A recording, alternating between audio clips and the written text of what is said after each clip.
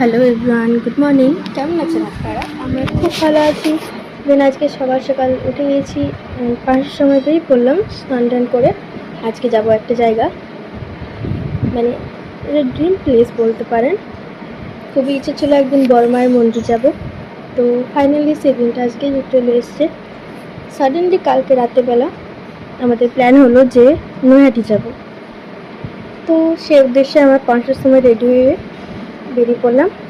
বাসে করে আসানসোল গিয়েছিলাম, আসানসোল থেকে ট্রেন ধরে নৈহাটি যাব। তো দেখুন আমরা সবাই এখানে বসে আছি। অর্ধেক রাস্তা তো আমি ঘুমিয়ে গিয়েছিলাম, কারণ অনেক সকালবেলা ঘুম থেকে ওঠা হয়েছিল তাই। তো ট্রেনের রাস্তা দেখতে দেখতে আমরা যাচ্ছি আমাদের গন্তব্যে। আর সেই সময় খুবই বৃষ্টি হচ্ছিল, আমার ট্রেন থেকে নেমে খুবই বৃষ্টি পেয়েছি।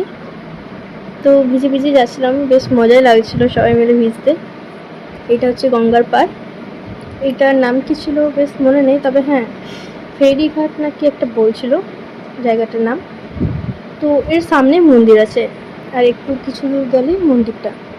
তো এই দেখুন আমরা সবাই লাইনে দাঁড়িয়ে গেছি, প্রায় 1.5-2 ঘন্টা লাইনে দাঁড়িয়ে পর তবে আমরা মায়ের দর্শন পেয়েছি। এখানে একটা ভিডিও করছিলাম, তো পিছনের ছেলে চলে এসেছিল।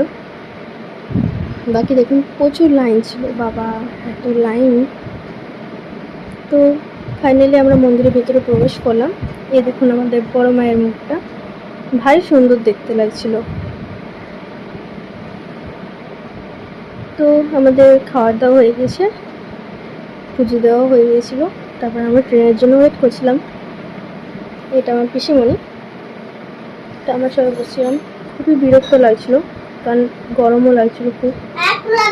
তো এই দেখুন আমরা ভিজে ভিজে যাচ্ছিলাম।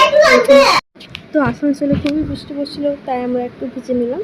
অবশ্য শুরু থেকে ভিজছিলাম, তাই একটু ভিজে নিয়েছি, তো কেউ কিছু বলেনি। দেখুন খুবই জোরে বৃষ্টি হচ্ছিলো, তারপরে রোদ উঠে গিয়েছিল। তো এইটা হচ্ছে বন্দে ভারত। এই রেলওয়ে স্টেশনে থেমেছিল।